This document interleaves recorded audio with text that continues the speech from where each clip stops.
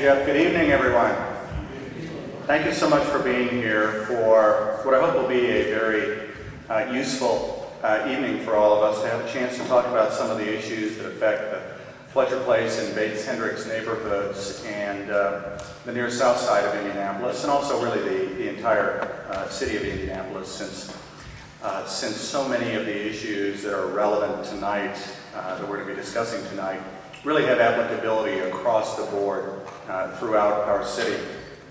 I want to say thank you also to Jim for bringing us together tonight, and for all the neighborhood folks who are here with us this evening to hopefully gain some additional knowledge about our respective positions on issues, but also to provide questions to us as well to be able to answer. So thank you for being involved. That's, at the end of the day, we have a lot of neighborhoods in the city of Indianapolis, and I will tell you that in my experience, those that do the best are those that have the most involved citizens, and so I want to thank you all for being involved. I have been in this area sharing some of the good times and some of the bad times over the last few years. I remember being in Bates-Hendricks for the dedication of Hendricks Park several years ago, one of those wonderful occasions when we all came together to celebrate a community partnership with private sector businesses as well as the neighborhood coming together, partnering on making that, and city government as well, with Parks Department taking over the maintenance responsibilities, making that a centerpiece of Bates-Hendricks neighborhood. Also, you know, there have been other times that weren't so good when we came together in the aftermath of the racially motivated arson. I am pleased that justice was served in that case.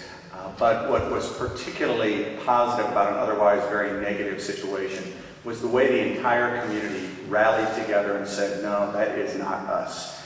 We are not that way.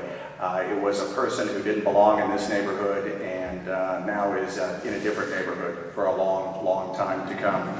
So it's sort of, I guess, in many ways, a metaphor for what life is like. We have some ups and we have some downs, but it's all about sticking together and working for each other and working with each other.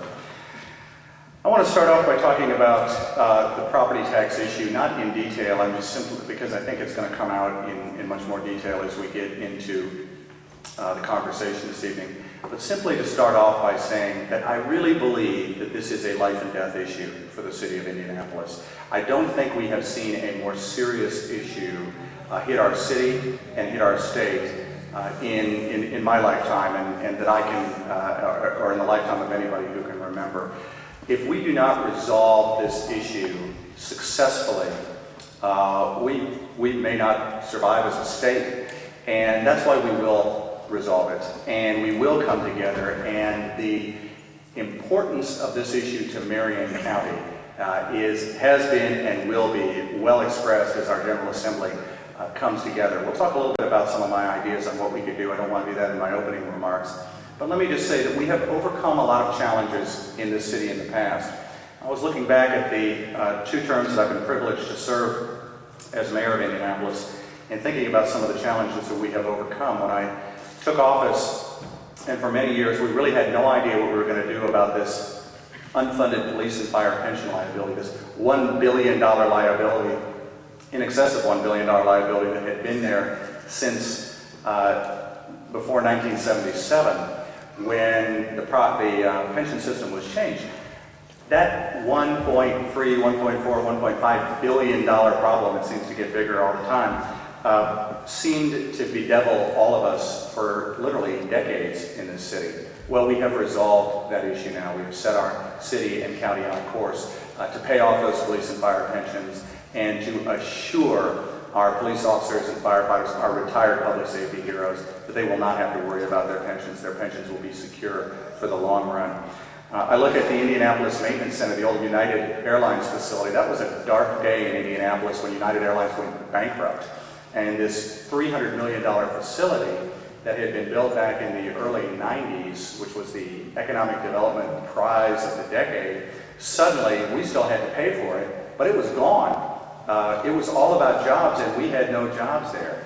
And we worked diligently and brought in a company called AAR, along with several other companies.